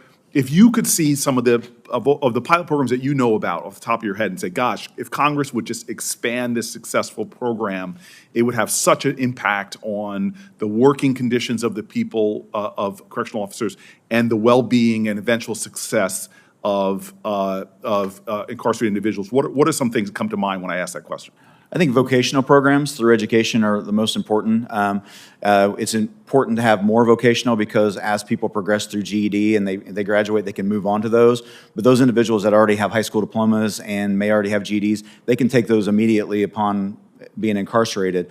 I think those hands-on experiences where you get firsthand knowledge on some sort of a trade that you can take with you later on, I think those are the most important. I work at FCC Terre Haute, and they just started a rescue dog program, and it's flourishing so far. They want to expand it, and I think that those are the type of programs that are very beneficial not only to the inmates involved, but to communities around the prisons as well. And all the data I've seen shows a dollar invested in just a simple education program, GED, BA, graduate degrees, returns to the taxpayers a lot in terms of dropping the recidivism rates. It's a smart investment of money. And for us, again, to ban people from getting Pell Grants, for example, seems like a nonsensical waste of a taxpayer opportunity. You would agree? When I started, there was Pell Grants still, and I I have nothing negative to say about that. I think the more benefits we give and the more availability we have for inmates to provide any type of education or receive any type of education is important, as long as the Bureau of Prisons and the staff implementing it, the resources are there on our side of the table too. That's the most important part. Yeah, I thank you. And again, to everybody sitting there, friends of mine now, just thank you all for the continued work and the testimony you've given today. And I just think it underlines the question I was giving, just that there's still so much low-hanging fruit in terms of things we should just get done, like chip shots, I would say foul shots. I just don't know, Chairman, whether you are good at that or not, but so I'll say layups as well. Layups, yes. Layups, yes, okay. Thanks a lot, Senator Booker. Senator Welch. Thank you. Thank you, Mr. Chairman, and I want to thank Senator Booker and Senator Lee for their great work on this. I was a public defender in Vermont, and so many of my clients had mental health issues. Some were homeless, and it was as though, I mean, you've heard this before, but in frustration in our inability to address issues of mental health, a lot of those folks ended up in the prison system and then had a hard time getting out. I'll ask all of you, what do we do about that? I think the First Step Act has been incredibly helpful in acknowledging that there's some folks who really are good to be getting back out on the street. But talk to me about how we can have the criminal justice system not be the mental health system of last resort. I'll start with our prosecutor here. Thank you, Senator. We implemented in Frederick County a mental health court about 3 years ago. I think the specialty courts are critically important because you take a look at a segment of the population, the offending population, and again, you try to figure out why are they offending. That it's crime fighting. What people don't realize is they feel like mental health courts sort of soft on crime type of stuff, but it truly is crime fighting. You're preventing these people from reoffending and therefore preventing crime from reoccurring. So I do believe that mental health courts where you get people who are not lawyers, but are mental health providers and clinicians in the process so that they can determine what's best for this person. And again, once again, be strategic in terms of the offender and preventing further offense. Well, thank you. You know, the one thing that's so frustrating about that is that if a person has like an addiction problem, that is tough for them to address, and it's not as though a lecture is going to do it and they're going to lapse and relapse.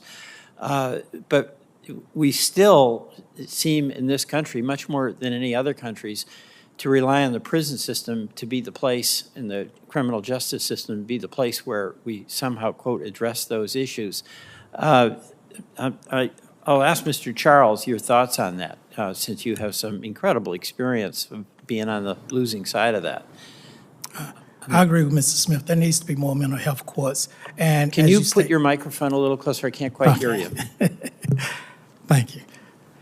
I said I agree with Mr. Smith. There needs to be more mental health courts. And we do know that addiction and mental health sometimes play hand in hand. And oftentimes because what we call the justice system is punitive in nature, it doesn't distinguish between a person that has an addiction or mental illness. All it sees is the crime that they actually committed. Okay, and I've been in prison for 22 years, and I can clearly say that no mental health treatment behind bars is sufficient for some of these people that have addictions and mental illness problems. So I think that, of course, I believe that people should be held accountable for the crimes they commit, but they need to receive treatment along with the sentence, or treatment as opposed to the sentence, and that's it. Because behind bars, they only get worse, not better. Yeah, and that gets us back to Senator Booker's concern about the staffing in order to be able to provide treatment or vocational training that we addressed. Mr. Smith, I want to thank you for the good work you did in your previous position in the last administration. One of the things that happened during the pandemic, as you know, is that there was a significant increase in the use of home confinement. Mm-hmm. That's become very controversial. And to some extent, it's controversial because there is understandable apprehension as to whether certain offenders can be trusted and the public can be safe. to some extent, it's a view that people want more punitive action than, quote, home confinement. But my understanding is that home confinement, by and large, was quite successful. What are your thoughts on that? Well, I think you may be alluding to the CARES Act, which That's allowed right. a number of federal individuals to be spend time at home confinement, and it has been very successful. Former Attorney General Barr set great criteria of who qualify for that home confinement, and the recidivism rate for those individuals is less than 1%. Is extremely low. And we've saved a lot of money for the federal prisons, which we can use those dollars to invest in the current infrastructure and implementation of the First Step Back. And so I think we should certainly continue down that road. And I also want to mention on the mental health piece, I'm working with an organization called Care Solace. I think it's a critical thing as a country that we need to invest into mental health infrastructure that is a crime prevention piece, because a lot of people who end up in the prison system is because of trauma, backgrounds, and lack of mental health and drug abuse. And our ability to kind of set up that infrastructure is critically important. So working with local mayors to do that would be helpful. Thank you very much. Thank you. I yield back, Mr. Chairman. Thank you, Senator Welch. Are you ready? You want Senator Butler? Senator Butler. Thank you, Mr. Chairman, and thank you to my senior senator for allowing me to engage the panel. Thank you all so much for the work that you have done. You did it before I arrived, and to be here to listen to the implementation, the success of the hard work of my colleagues is really inspiring for a new senator like me, who's excited and urgent about continuing the important work that has preceded me. Mr. Charles, if it's okay, I'd love to start with you. Thank you for sharing your story. And you received a lot of attention. In your case, received a lot of attention from my famous constituents, Ms. Kardashian and others who helped raise the awareness of the country of not just your story as you've spoken, but to the stories of many others who have been in your shoes after your release.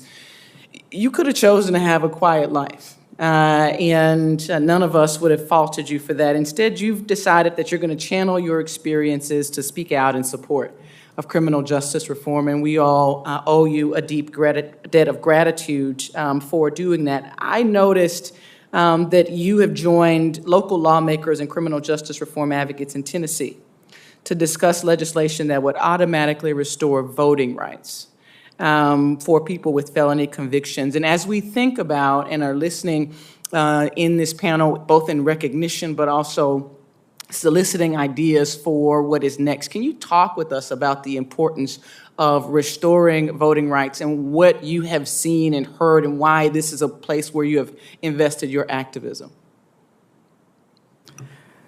I would say that whenever it comes to restoring voting rights, there's so many different collateral consequences due to incarceration. And one of them shouldn't be to lose your right to vote. I believe that right should be for everybody, especially those that are no longer in prison or on any type of supervision. But to turn around and say that this person is ineligible to be able to vote is to say that he can't be effective in his community, although he's trying to do everything that he positively can to be a part of the community. So I think, and also, just restoring the dignity of an individual who has shown that he has substantially made changes in his own life, and he'd like to be part of the elective process. And there are representatives that have those same goals and interests that he shares. But sometimes he's not able to vote for those individuals. Just like in the state of Tennessee, and you talked about it in the restoration of the voting rights, there are some problems in regards to that because it's so complex. It makes a person jump through so many hurdles that even trying to get your voting rights restored starts like a task too complex for an individual, especially with limited knowledge of government or how to achieve such a purpose, to go through, continue on and try to get their voting rights restored. So I think that it needs to be simply, if you served your time, especially if you're not on any type of supervision anymore, and you are now contributing to society, then you need to be able to also vote on whatever elected official, whether local or national, there is. Thank you so much, and again, thank you for your activism and your continued commitment to this work. Mr. Smith, at the other Mr. Smith, I'd love to direct my last question, because of time, to you. Thank you so much for being a part of today's conversation. You're showing so many young people who may believe that bipartisan work is impossible, that indeed when we find common cause and we pursue it vigorously, that this is a model of government and our democracy can truly work. And so your presence alone is so meaningful. Let me ask my question. You, on a recent panel, talked about the most ingredient being, quote unquote, creating trust. Mm-hmm. And I think that is so essential. You went on to say that it's hard to navigate the contours of politics and people's differences, but it's even harder if there's no trust there to have a difficult conversation on what good looks like and what's a real win.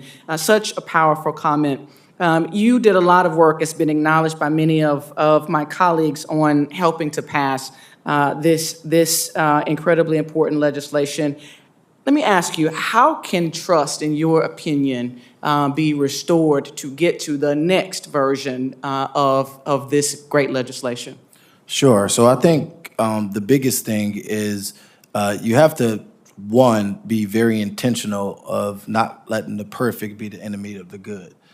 You have to understand that, like, there are areas of common ground, and in achieving those areas of common ground, having the openness of discussion with people who may have differences of opinion. And so being intentional about trying to figure out where that bridge is a very important point. But then once you're trying to create that bridge, it's also being in a position to have a conversation in good faith. Because, and that's why that trust piece is so important. You know, in many cases, even negotiating the First Step Act with a number of my the senators that are on this committee, you know, the trust wasn't there on the front end. But the fact that we had something in common, like a North Star that we all wanted to achieve, that allowed for us to have that conversation on good faith. And that good faith conversation allowed us to be very honest about the issue, and then figuring out how we can get to yes on both sides by learning about what may have differences about, what are the red lines. And so that's extremely important, but it takes time and focus in order for us to get there, and leadership. You know, having all the senators' leadership, the president's leadership allowed to facilitate that type of conversation. Thank you. Senator Hawley. Thank you very much, Mr. Chairman. Thanks to all of the witnesses for being here. I've been enjoying listening to your testimony as I've been back and forth to other hearings, but thank you all for being here. I'm going to be a bit of a dissenting voice today. I'll be honest with you, the passage of the First Step Act predates me in the Senate. This happened before I came, so I wasn't involved in any of the negotiations, and I didn't get to vote for it one way or another. But and I certainly thank you for all the hard work those of you who were involved with it did. But I have to tell you, I've got major concerns with how it is playing out, and particularly when it comes to fentanyl. You know, my state, like I think every other state, sadly, in the country, is in the midst of a major fentanyl epidemic. I mean, just a major fentanyl epidemic. It is the #1 cause of death in the state of Missouri for young people who are over the age of 18, between 18 and 30, 32, by some margin. And it's just getting worse. If you go and talk to any law enforcement official in the state of Missouri, and I had the privilege of working with them all over the state when I was the state's attorney general, they will tell you that our communities in Missouri, all of them, rural, urban, doesn't matter, are just awash in drugs, and fentanyl in particular, worse and worse and worse. So I've got serious concerns about how this law is playing out with respect to fentanyl in particular. And I just want to put a few things on the record. You know, number one is we've got 190 people a day in the United States who die of a fentanyl overdose. Another Senate committee just heard testimony on this last week. That is, as one witness said at that committee hearing, that's like a 737 crashing every single day. And again, that is happening in my state. And what the First Step Act has done with regard to drug offenses, including fentanyl, is the following. It limited the application of enhanced penalties for serious drug offenses. It dramatically cut back on the use of mandatory minimums for serious drug offenses. Number three, it drastically scaled back punishments for repeat drug offenders. And the U.S. Sentencing Commission that tracks this data has found now that enhanced sentences for repeat offenders has gone down by more than 33% since the First Step Act was implemented. And all of that combines to effectively decrease big time the penalties for fentanyl. And then when you add in the fact that the current president's Sentencing Commission has gone even further, the Sentencing Commission now tracking again sentences for fentanyl found that the average fentanyl trafficking sentence, so not possession, trafficking, the average trafficking sentence has gone down by more than 12 months over the last 5 years, the average sentence. And more than a third of fentanyl offenders receive a downward variance from their recommended sentence. Again, that's trafficking, that's not possession. So my concern is that at a time when we've got record amounts of fentanyl coming over the border, 27,000 pounds were seized last year. That's hundreds of millions of doses. The DE estimates that 20,000 pounds of fentanyl would be enough for 800 million lethal doses. That's 860% more seized last year than in 2019. And that's just the amount that was interdicted. Who knows how much actually got through? At a time when we are just awash with this, the effect of the First Step Act when it comes to fentanyl has been to give traffickers and repeat offenders a pass. And I just think that is a huge, huge problem. And I know in my state it is having hugely detrimental effects. So, I know Mr. Smith, Charles Smith, you're a prosecutor. In fact, right now you're the president of the National District Attorneys Association, I think. Is that correct? Yes, Senator, that is correct. Yeah, well, thank you for your tremendous work. And again, thank you all for being here. And thank you for your tremendous work in that connection. You're on the front lines, and believe me, I appreciate you. The people of Missouri appreciate our attorneys. We call them prosecuting attorneys in Missouri. Mm-hmm. And just appreciate the tremendous work that you do. And I salute your work, and to salute all of you on the panel. I just want to say, for my part, as a former prosecutor, I'm concerned by the position we're putting prosecutors in. I'm concerned most of all, though, by the position we're putting kids and families in by allowing repeat trafficking serious offenders to get lighter, lesser sentences. And I'm concerned about the effects this is having on safety in my state, on overdoses in my state. And I hope that there's something that we can do about this in the future. Thank you, Mr. Chairman. Senator Whitehouse. Thanks, Chairman, and thanks to the witnesses for being here. I put a lot of work into the First Step Act, and so I'm keenly interested in seeing to its proper implementation. If you don't mind, Mr. Markle, I'll begin with you. It's my understanding that the recidivism rate for incarcerated people who have been released through the First Steps Act reentry program is considerably lower than the general population. The numbers I've seen is about 12.5% recidivism versus 43% recidivism, so more than a 3 times reduction. And yet we've also heard that it's been hard for the Bureau of Prisons to implement this and to expand the programs as the bill expected because of staffing issues that have pulled people away from this particular work. Could you describe that situation to us so we've got it accurately from the BOP? Absolutely. And the Council of Prison Locals, we represent the correctional workers inside the facilities. And what ends up happening is we have our rosters in place every day that we need a certain percent or a certain number of correctional officers to safely run an institution. What happens is our staffing complement has been reduced so far below what was appropriated by Congress. We're nearly 8,000 correctional officers short from what was appropriated through Congress. So what happens on a daily basis is we still have to maintain safety and security first, so they pull people out of the programming areas such as education, psychology, recreation, case managers, counselors, the people that are hands-on every day to do the First Step Act. They're pulled from their primary positions and they're placed in a position to be a correctional officer because we have to maintain a safe and secure institution first. So they get pulled off so they can go stand post in the facilities. Absolutely. You're working the position as a correctional officer. So if I go in as a teacher, I could be stopped on my way in and they say, you're not going to education today, you're going to go to a housing unit, you're going to be a correctional officer. Therefore, the programs are just shut down, the inmates are idle, and we're reducing the total number of staff that we have in the institution each day. Well, thank you for your work. I've worked for a long time with the Brotherhood of Corrections Officers in Rhode Island who say quite accurately that they work the toughest beat in the state. And I appreciate the work that you all do, and thank you for explaining that for us.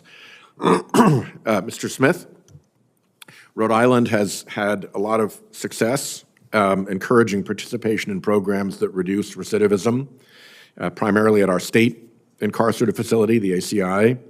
And now with this program, we're seeing the federal facilities beginning to catch up.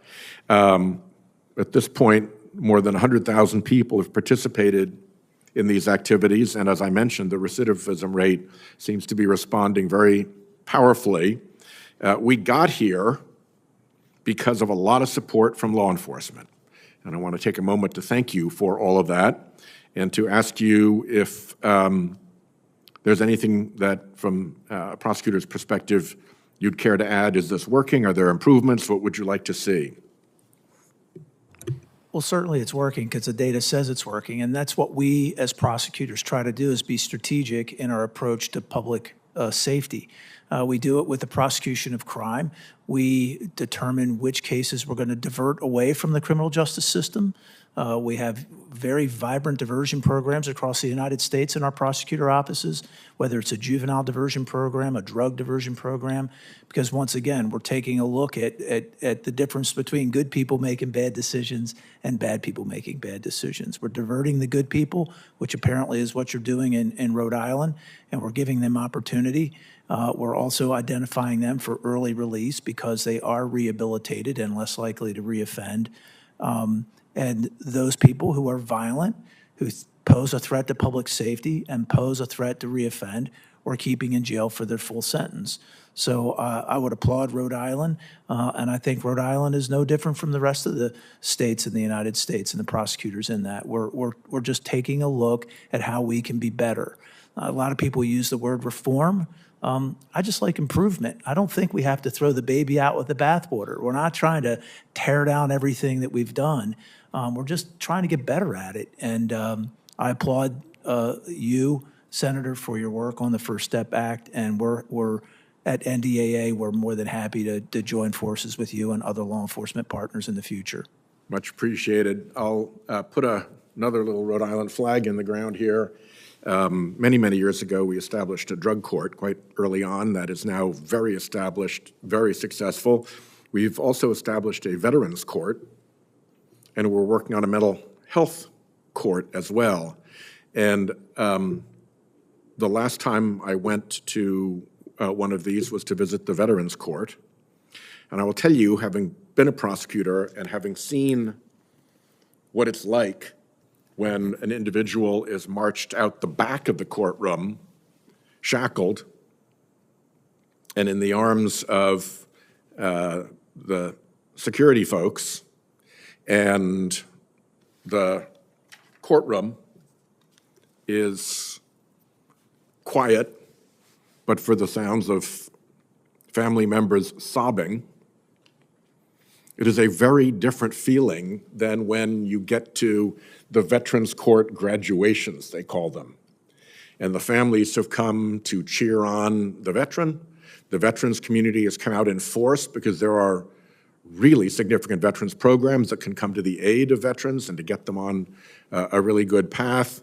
There's a very impressive community of veterans who essentially staff the Veterans Court and interact with the individuals who've been charged and then sent to the Veterans Court, and then there's very good tracking afterwards to make sure that they don't recidivate, they continue on the path that they've been shown through the Veterans Court activities.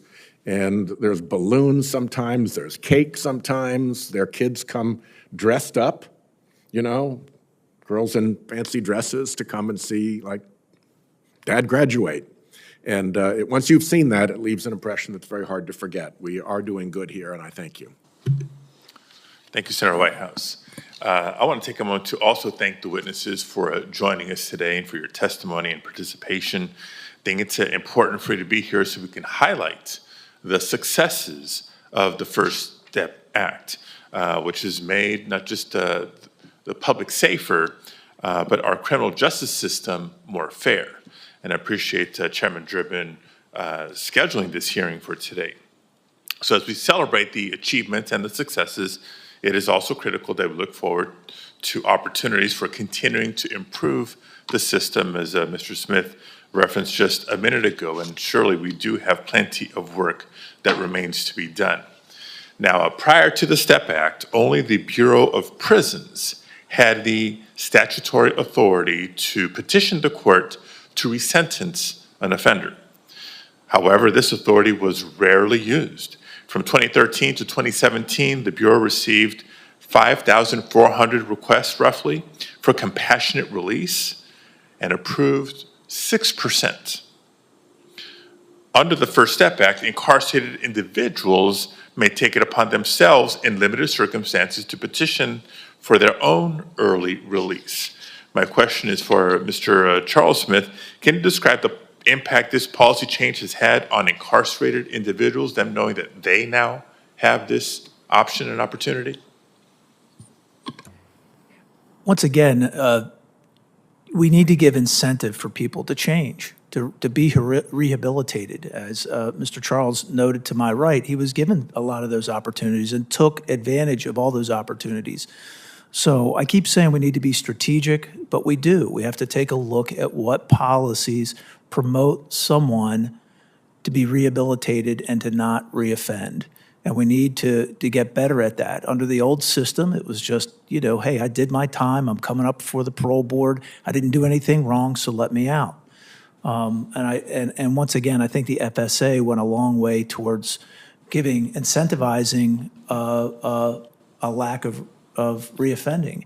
And so once again, I just wanted to applaud all the senators that had a hand in enacting this and passing it. And I think that, again, we can fine-tune it. I heard, the good senator talk about some provisions in it that perhaps he believes are being abused. But once again, every piece of legislation is not perfect.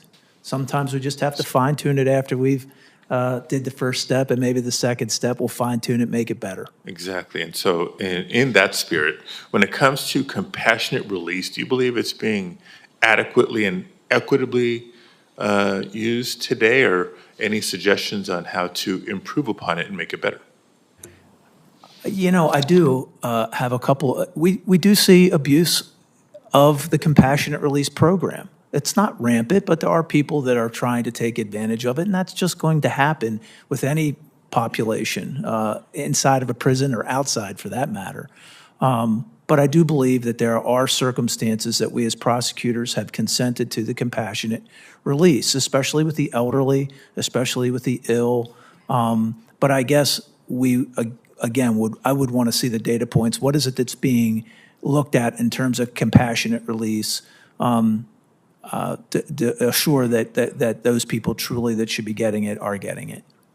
Thank you. My next question is going to be for Mr. Charles, but let me preface it with the following.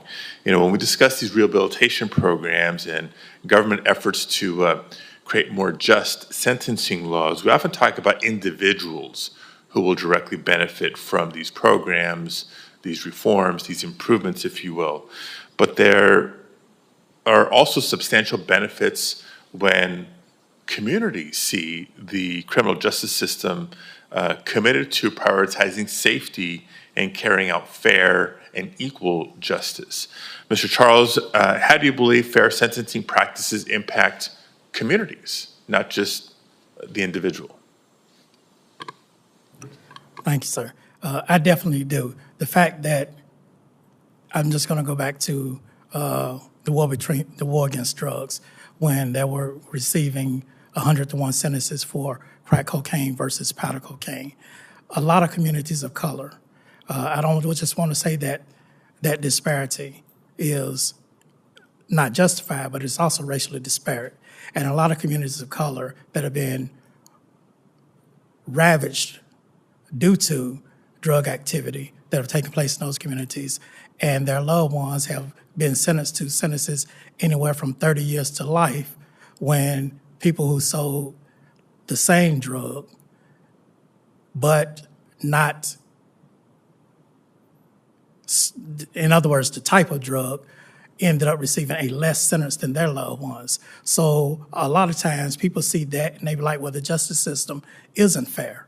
When I was sentenced, I didn't necessarily believe that the justice system was fair.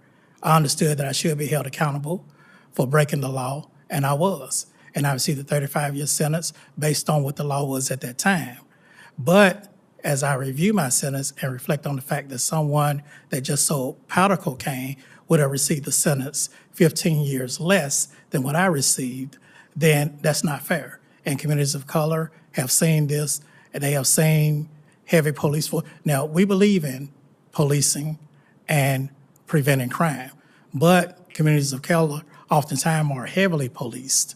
And whenever the law that they're being sentenced to is not necessarily favorable to people in these conditions or people of color, then that sets a stage for them to believe that the law isn't fair. So I would say anytime that we can reform laws that are not fair to make them more fair, or repeal those laws, then it's always going to be better for the community. And community is going to be satisfied as far as their loved ones returning home and feel within themselves that the justice system is trying to be fairer. Yeah, that does impact the fundamental public confidence in the justice system, which is important.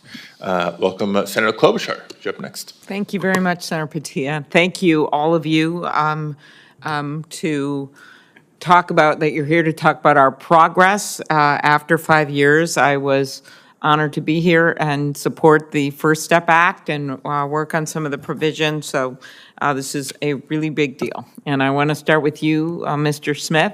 I'm a former member of the District Attorneys Association, as you know, and I also know that support of prosecutors across the country, not every single one of them, but your association was really important in getting this done. And talk about why that was as prosecutors. I think that kind of jars people sometimes, but one of the things I would always argue is, we're not like a business in every way in a prosecutor's office in that we don't want to see repeat customers. We want people to be able to go on with their lives like Mr. Charles has done. And could you just talk about the importance of the reduction of recidivism? Senator, I referenced before about crime fighting, and I think that the general public sometimes thinks these measures are soft on crime, and they're not. This is just a different form of crime fighting. Crime prevention is just as important to protecting the public as taking the person who committed the crime off the street. And so we were in support of the First Step Act because it was common sense, it was practical stuff that targeted low-risk offenders through proven data points, and the numbers bear out. You guys did a great job. I mean, look at the recidivism rate, 46%. Yeah, I was just, I mean, that's incredible. And there's no one that can argue with those numbers. Right. So you've got the Justice Department numbers that nearly 30,000 who were released under the First Step Act, only 12% recidivated compared to the overall Bureau of Prison recidivism rate, which is more than 46%. That's correct, right? Yep, correct. So Okay. Once again, we as prosecutors take our oath to protect the public very seriously. But I think sometimes we just get a bad rap. I mean, it seems like half of the people think we're too tough on people, we're putting everybody in crime. Then you got the other half of the people that are saying, oh, you're too soft. You're letting people out too early. But I thought we thought at NDAA the First Step Act struck a great balance, and it proved out with the data. Yeah, Mr. Charles, thank you so much for being here and sharing your experience. For years, Senator Cornyn and I led the One Stop Shop Community Reentry Program Act to help former inmates reintegrate into their communities by creating resource centers that help them find jobs, housing, mental health services, substance abuse treatment. For years before I was a DA, I actually was involved in a volunteer program called Amicus and visited a woman at the women's prison for nearly 10 years. And I just saw this need when you're there every single month and get to know someone for what the plan is when they get out. So could you talk about, as someone who works to get inmates ready to reintegrate into their communities, can you talk about the importance of ensuring that people continue to have access to recidivism reduction programs when they're released from custody? Thank you, Senator. And I also want to thank you for your work in reentry. Having reentry resources available once some person is released is vital to them being successful. I myself ran into hurdles when I was released. I couldn't find housing. And because I couldn't find housing, my stability was weakened. But thankfully, I had a friend who allowed me to stay with them for about 4 months until I was able to get my footing.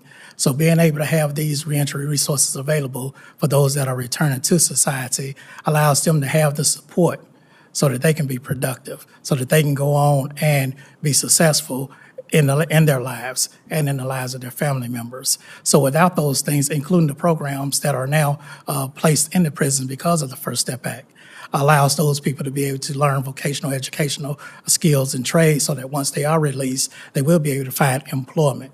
So those hurdles that most people run into once they're released from incarceration is housing, is employment, is transportation. So if the resources are available or organizations that are available that provide those things, that person is less likely to recidivate. Mm-hmm. Exactly. Last question, Mr. Markle. You served special education teacher for the Bureau of Prisons. Thank you for that for over 20 years. And talk about, I know there's some wait lists as we look at these numbers, which I just discussed with Mr. Smith, that are so positive, but talk about how wait lists to access First Step Act educational programs could negatively impact the goals of the Act and what Congress can do to improve the implementation. I know you talked a little bit about these programs with Senator Booker, but if you could talk about specifically wait lists. Thank you, Senator. With the implementation of the First Step Act, obviously education and programming and everything that we do became very popular. So obviously inmates wanted to be involved in programs that sometimes had been forgotten. We've always done GED and special education, but it's now emphasized by the First Step Act. So we can fill what we can fill with the amount of teachers that we have, the amount of staff and resources we have. We fill the classes up. When we're able to be in the actual classrooms teaching and not being pulled to different assignments, we do our best to move through those. So inmates are on waiting lists. Some additions were made to where they are receiving credit for being on wait lists, but that's a problem too because an inmate is not receiving the actual programming or the benefits from the First Step Act, but they're still earning the credits. So the biggest problem is just we need the resources and the staff to continue to push forward to eliminate the wait list and actually get people into classrooms so they can receive the benefits from the First Step Act. Thank you, and thank you as well, Mr. Smith, for your work. I have to head out, but I'll send you a question in writing. I'm sure it'll be very exciting. So, thank you. Thank you, and that concludes questions from the members of the committee for today. On behalf of Chairman Durbin, I want to express again our appreciation for all the witnesses appearing before the committee today. As we discussed, the landmark First Step Act reimagined rehabilitation and public safety in our criminal justice system, but there's more work to be done. Congress can and should take more steps to reduce recidivism and direct resources to address the root causes of criminality. I hope this hearing has highlighted what Congress can accomplish when we're willing to tackle difficult problems and work together to find solutions. The hearing record will remain open for 1 week for submission of materials for the record, including follow-up questions from Members of the Senate, we'd ask that y'all reply as quickly as you can. And with that, our hearing is adjourned.